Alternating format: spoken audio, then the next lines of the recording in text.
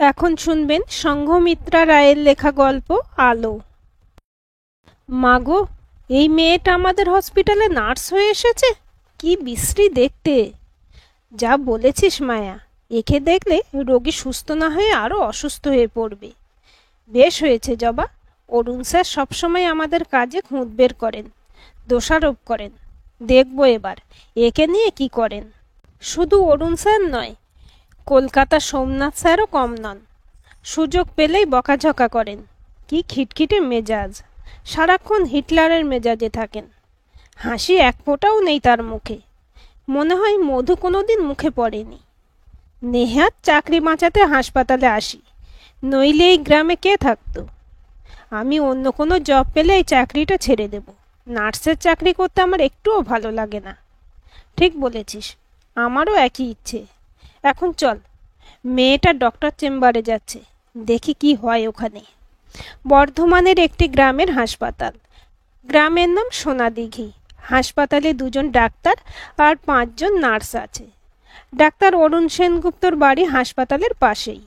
তিনি অনেক বছর ধরে এই হাসপাতালে আছেন। আর ডাক্তার সোমনাথ রায় 1 বছর হলো এই হাসপাতালে এসেছেন। কলকাতার বড় নার্সিংহোমের ডাক্তার ছিলেন তিনি। কি একটা কারণে তিনি তার একমাত্র মেয়ে তোয়াকে নিয়ে শহর ছেড়ে এই গ্রামের হাসপাতালে এসেছেন। হাসপাতালের কোয়ার্টারেই থাকেন। বাকি নার্সদের বাড়িও বর্ধমানের বিভিন্ন জায়গায়, তবে সবাই কোয়ার্টারে থাকে। আলো ডক্টর চেম্বারে গেল। পরিচয় পর্ব শেষ হলে তার নাম আলো জেনে সোমনাথবাবু মনে মনে হাসলেন। এর নাম কে আলো রাখল? এর নাম অন্ধকার হওয়া উচিত ছিল। অরুণবাবু বললেন, আজ আপনি বিশ্রাম করুন, কাল থেকে কাজে জয়েন করবেন। ঠিক আছে স্যার। আলো চলে গেল। ও দেখতে যত খারাপ হোক না কেন খুব সুন্দর করে কথা বলে, গলার স্বর খুব মিষ্টি। সোমনাথবাবু বললেন, যা চেহারা, এ কি করবে নার্সের কাজ? কিছু মনে করবেন না সোমনাথবাবু, এতদিন তো বাইরের সুন্দরের পিছনে ছুটলেন, খুব একটা লাভ হয়েছে বলে আমার মনে হয় না। এই তো হাসপাতালের অন্য নার্সগুলো আছে, সারাক্ষণ মোবাইল নিয়ে ব্যস্ত থাকে, আর কিভাবে ফ্যাশন করবে সেই চিন্তা ওদের মাথায়। কোনো গরিব রোগী এলে তাদের সঙ্গে ভালোভাবে কথাই বলে না। যাদের কাছ থেকে বাড়তি টাকা পাবে তাদের সঙ্গেই ওদের কথাবার্তা। এসব নিয়ে কত কথা ওদের বলেছি, কিন্তু কোনো লাভ হয়েছে? এখন একটু ভেতরের রূপের যাচাই করা যাক। ঠিক আছে, দেখুন কি হয়। আলোর বয়স 30-এর কাছাকাছি হবে।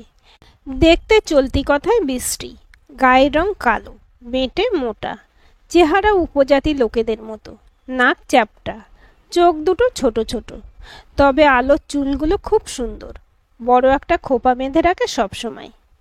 জন্মের পরই মাকে হারায় আলো। বাবা আবার বিয়ে করেন, কিন্তু ওর সৎ মা খুব খারাপ ছিল। আলোকে আগলে রাখতেন তার ঠাকুরমা, কিন্তু আলোর 5 বছর বয়সের সময় ও ঠাকুরমা মারা যান। তখন থেকেই তার কপালে চরম দুর্ভোগ নেমে এলো। ও সৎ মা ওকে ঠিকমতো খেতে দিত না। এইটুকু মেয়েকে দিয়ে ঘরের অনেক কাজ করাতো, না পারলে মারধর করে ঘরে আটকে রাখত। দেখতে খুব বিশ্রী হয়, তার কপালে দুঃখ কষ্টের মাত্রা দিন দিন আরো বাড়তে লাগলো। ওর বাবা ব্যবসার কাজে বেশিরভাগ সময় বাইরে থাকতেন, তাই আলোকে দেখার কেউ ছিল না। আলোর এক দুঃসম্পর্কের কাকু একদিন কলকাতা থেকে আলোর বাড়িতে গিয়েছিলেন একটা কাজে। আলোর মূল বাড়ি বহরমপুরে। আলোর বাবা তখন বাড়ি ছিলেন না, তার সৎ মা তখন তাকে খুব গালিগালাজ মারধর করছিল। আলোর কাকু তপনবাবু বললেন, বৌদি, এত মারছো কেন মেয়েটাকে? মা মরা মেয়ে, তুমি এমন করলে ও যাবে কোথায়? কি বলছো ঠাকুরপো, এই পেতনিটা অলক্ষী, জন্মের পরই মাকে খেয়েছে, এখন আমাকে আমার ছেলেটাকে খাবে। এমন কেউ নেই যার কাছে ওকে পাঠাবো। এই পেতনিকে সবাই ঘেন্না করবে, কেউ ওকে নেবে না। ও যদি এই বাড়ি থেকে চলে যেত তাহলে আমি খুব শান্তি পেতাম। তপনবাবু একটু সময় কি যেন ভাবলেন। আলোর এত কষ্ট তার সহ্য হচ্ছিল না।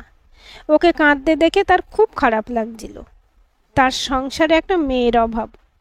তার 8 বছরের ছেলে তুষার সবসময় মাকে বলে, একটা বোন এনে দাও না আমাকে। কিন্তু তার স্ত্রী পরমার ইউটেরাসে টিউমার হয়, তা আর সম্ভব নয়। তপনবাবু বললেন, আলোকে আমায় দিয়ে দাও বৌদি, দাদার সঙ্গে আমি কথা বলে নেব। বাঁচালে, এই পেতনিটা আমার সংসার থেকে গেলে আমি বাঁচব। তোমার দাদা কি বলবে, এ সংসারে আমার কথাই শেষ কথা। কিন্তু আমি একটা কথা বুঝতে পারছি না, এই পেতনিকে তুমি কলকাতায় নিয়ে গিয়ে কি করবে? কলকাতায় কাজের লোকের খুব অভাব নাকি? ছি বৌদি, কি বলছো তুমি? এরকম নোংরা মানসিকতা আমার নয়। আমি আলোকে নিজের মেয়ের মতো বড় করব। বিদ্রূপের হাসি হেসে আলোর সৎমা বলল, মেয়ে ভাবলেই ভালো।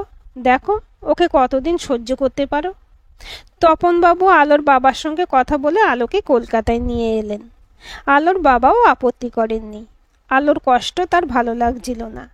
এবার মেয়েটা যদি একটু ভালো থাকে। আলোকে পেয়ে পরমা তুষার খুব খুশি। তারা আলোকে স্কুলে ভর্তি করে দিলেন। খুব আদর যত্ন করতেন আলোকে। এরকম একটা জীবন পেয়ে আলো খুব খুশি। জীবনে প্রথমবার আলো ঘর থেকে বের হলো। তপনবাবুকে বাবা আর পরমাকে মা বলে ডাকতে লাগলো। তপনবাবুর বাড়িতে থেকেই আলো নার্সিংয়ে বিএসসি পাস করে নার্সের চাকরি পায়। সে দেখতে যতই বিশ্রী হোক না কেন, এদের আদর ভালোবাসায় আলো একজন ভালো মানুষ হয়েছে। এখন তপনবাবু আর বেঁচে নেই। তুষার বিয়ে করেছে। পরমা তুষার আর তার বউয়ের সংসারে এখন আলো খুব ভালো আছে। শুধু একটা ব্যাপার, অনেক চেষ্টা করে ওরা আলোর বিয়ে দিতে পারেনি। আলোর বাবা বেঁচে নেই। মাঝে মাঝে তাকে তিনি দেখতে আসতেন। কিন্তু নিয়তির কি পরিহাস, তার সৎমা সবসময় তাকে ঘৃণা করে এসেছে। তাকে এখন আলো টাকা পাঠায়। সেই টাকাতেই এখন ওই মহিলার চলে। যে ছেলের জন্য মহিলা সারা জীবন এত কিছু করেছেন, সেই ছেলেই এখন তার দিকে ফিরেও তাকায় না। বিয়ে করে বউ নিয়ে বোম্বে চলে গেছে। ওখানে কোম্পানিতে চাকরি করে। একবার মায়ের খোঁজও নেয় না। ভদ্রমহিলা একা থাকেন, আর তার জন্য টাকা পাঠায় আলো। আলোই তার খোঁজ খবর নেয়। আলোর ইচ্ছে ছিল সে গ্রামের হাসপাতালে চাকরি করবে। সবাই শহরে থাকতে চায়, গ্রামের মানুষের কথা কেউ ভাবতে চায় না। আলো ওদের কথা ভাবে। তাই সে কলকাতা থেকে ট্রান্সফার নিয়ে সোনাদিঘিতে এসেছে। আলো কাজে জয়েন করার পর অরুণবাবু বললেন, তোমাকে প্রথমেই একটা চ্যালেঞ্জ ছুড়ে দিচ্ছি। কি চ্যালেঞ্জ স্যার? একজন লোক আজ 4 দিন থেকে কিছু খাচ্ছে না। ওর একমাত্র মেয়ে নিম্নবর্ণের একটা ছেলের সঙ্গে পালিয়ে গেছে।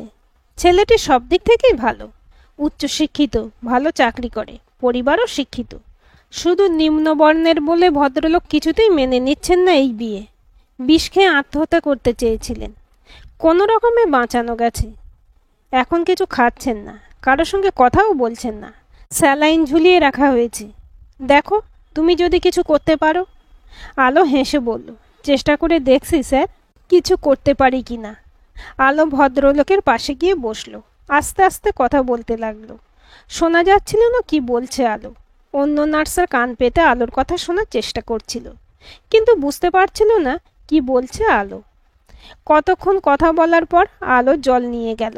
ভদ্রলোক জল খেলেন। এরপর আলো খাবার নিয়ে এলো। আশ্চর্য, ভদ্রলোক উঠে বসলেন, খাবারও খেলেন। হাসপাতালের সবাই, ভদ্রলোকের স্ত্রী ছেলে অবাক। এ কি করে সম্ভব? 2 দিন যাবার পর ভদ্রলোকের কথা শুনে সবাই অবাক। তিনি আর মরতে চান না। মেয়ের বিয়েটা তিনি মেনে নিয়েছেন। মেয়ে জামাইকে তিনি মেনে নিয়েছেন। ওদের আবার সামাজিকভাবে বিয়ে দেবেন তিনি। সবাইকে নিমন্ত্রণ করবেন। হাসপাতালে সবাই যেন ওনার মেয়ের বিয়েতে যায়, এই কথা তিনি হাসপাতালে সবাইকে বলছিলেন। ভদ্রলোককে বেশ হাসি খুশি লাগছিল। তিনি আর হাসপাতালে থাকলেন না, বাড়ি চলে গেলেন। সবাই অবাক। হাসপাতালে আলোচনা হতে লাগলো। মেয়েটার ক্ষমতা আছে বলতে হবে। কিভাবে অসাধ্য সাধন করলো। অরুণবাবু বললেন, দেখেছেন সোমনাথবাবু, শুধু বাইরের রূপ দেখে মানুষের বিচার করবেন না। আলো কদিন ভদ্রলোকের সঙ্গে সারাক্ষণ থেকে ওনাকে শুধু শারীরিকভাবে নয়, মানসিকভাবেও সুস্থ করেছে। এরপর থেকে ধীরে ধীরে আলো হাসপাতালে সবার কাছে প্রিয় হয়ে উঠল। সব রোগীরা তার হাতে ছোঁয়া পেতে চায়। অন্য নার্সরা তাকে বিদ্রূপ করে বলতো অল ইন ওয়ান, যে মানুষের শরীরের সঙ্গে সঙ্গে মনেরও নাকি চিকিৎসা করে। প্রত্যেক রোগীর সঙ্গে আলো নানা গল্প করে।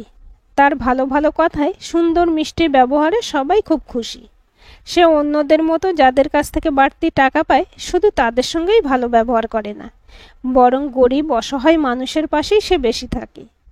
আলো দিদির হাতের ছোঁয়া পেলে অর্ধেক রোগ যেন এমনিই ভালো হয়ে যায়। প্রায় 1 বছর হয়ে গেছে সোনাদিঘির হাসপাতালে আলোর। সোমনাথবাবু মনে মনে একটা কথা ভাবছিলেন অনেক দিন ধরে, কিন্তু বলতে পারছিলেন না। আলোকে যত দেখছেন তিনি মুগ্ধ হচ্ছেন। একসময় তিনিই বলেছিলেন, এত বিশ্রী মেয়ের নাম আলোকে রাখল, অন্ধকার রাখা উচিত ছিল। তখন অরুণবাবু তাকে বাইরের রূপের পিছনে না ছুটে তিনি যেন ভিতরের রূপ দেখেন। অরুণবাবুর কথাই ঠিক হলো, তিনি খুব মানুষ চিনতে পারেন। শুধু মানুষ চিনতে ভুল করলেন সোমনাথ বাবুই। তোয়াকে নিয়ে খুব সমস্যায় পড়েছেন সোমনাথ বাবু। তার মা তাপসী যখন তাকে তার বাবাকে ছেড়ে এক অবাঙালি ভদ্রলোকের সঙ্গে আমেরিকায় চলে যায়, তা কিছুতেই মানতে পারেনি তোয়া। এমন একটা পড়াশোনায় ভালো মেয়ে, পড়াশোনা প্রায় ছেড়েই দিয়েছে। খুব ভালো নাচত, তাও ছেড়ে দিয়েছে। যে মেয়েটা ডাক্তার হওয়ার স্বপ্ন দেখেছে ছোটবেলা থেকে, সে মাধ্যমিকে খুব ভালো রেজাল্ট করেছে, কিন্তু সায়েন্স নিয়ে উচ্চ মাধ্যমিকে ভর্তি হবার পর মায়ের এরকম ঘটনা মেয়েটার জীবন বদলে দিয়েছে। সারাক্ষণ চুপচাপ বসে থাকে ঘরে, দু একবার সুইসাইড করার চেষ্টাও করেছে। সোমনাথবাবু দুজন লোক রেখেছেন ও দেখাশোনার জন্য, কিন্তু কোনো পরিবর্তন হচ্ছে না তোয়ার।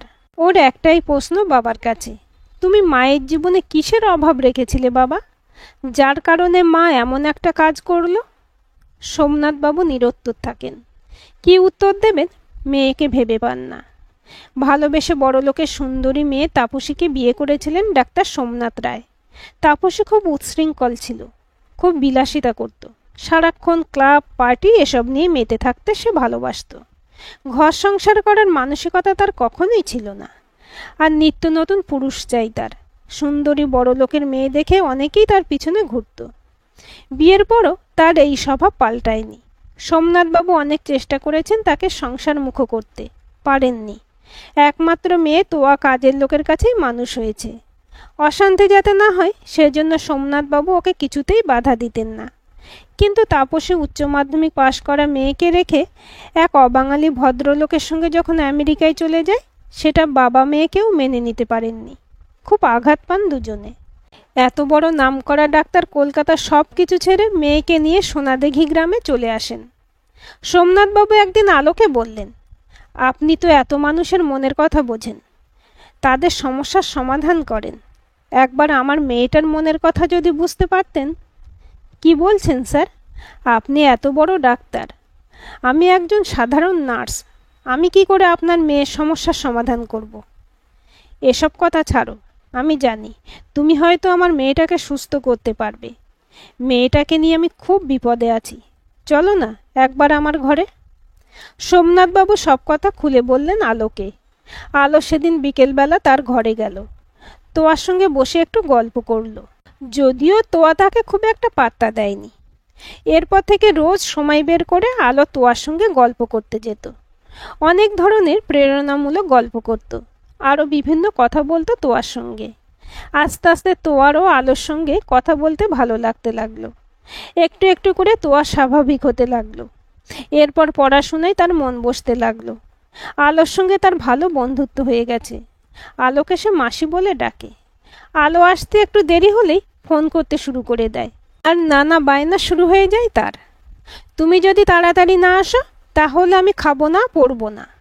এরকম করে না তোয়া, আমি হাসপাতালের ডিউটি শেষ হলেই চলে আসব। না, তুমি আর যাবে না, আমাদের ঘরে থাকবে। তা কি করে হয়? একদিন তোয়া হঠাৎ একটা বায়না করে বসলো। সোমনাথবাবু ঘরে ছিলেন। আলো তখন তাদের ঘরে এলো। আলো যেতেই তাকে জড়িয়ে ধরল তোয়া। সোমনাথবাবুকে বলল, বাবা, আমি তোমার কাছে একটা জিনিস চাইব, দেবে তো? প্রমিস করো। বল মা, কি চাই তোর? আমাকে মা এনে দাও। কি বাজে কথা বলছিস, তুই সবই জানিস, আমি কোথা থেকে তোর মাকে এনে দেব? তুমি পারবে এনে দিতে মাকে? আমি যে চলে গেছে তার কথা বলছি না, নতুন মা এনে দিতে বলছি। তা কি করে সম্ভব? কেন সম্ভব নয়? তুমি আলো মাসিকে বিয়ে করো, তাহলে আমি একজন ভালো মা পেয়ে যাব। দুজনে চুপ হয়ে গেলেন। কি হলো তোয়ার? মেয়েটা নিশ্চয়ই পাগল হয়ে গেছে। কি হলো, দুজনে চুপচাপ কেন? তুমি কিন্তু আমার কথা দিয়েছিলে বাবা। এবার আলো কথা বলল, তুমি অন্য কোনো সুন্দরী মেয়ের সঙ্গে তোমার বাবার বিয়ে দাও আলো, তাহলে তুমি একজন মা পেয়ে যাবে। বাইরের সুন্দরের প্রতি আমার ঘেন্না ধরে গেছে আলো মাসি, এখন ভিতরের সুন্দর এরকম কাউকে চাই। তোমরা রাজি না হলে আমি এ ঘর ছেড়ে চলে যাব, আর কোনো দিন আসবো না। না মা, যাস না, আলো রাজি থাকলে আমি ওকে বিয়ে করতে রাজি আছি। পাত্রী এমনিই রাজি হবে, তুমি বিয়ের ব্যবস্থা করো। তোয়াকে ভালো রাখতে গিয়ে সোমনাথবাবু আলোকে বিয়ে করলেন। তোয়া পড়াশোনায় মন দিয়েছে, নাচও করছে। তিনজনে খুব ভালো আছে, আনন্দে আছে। আজকের গল্পটি আপনাদের কেমন লাগলো কমেন্ট করে জানাবেন। ভালো লাগলে লাইক, শেয়ার, সাবস্ক্রাইব করবেন এবং নতুন ভিডিও আপডেট পেতে বেল আইকনটি ক্লিক করে রাখুন।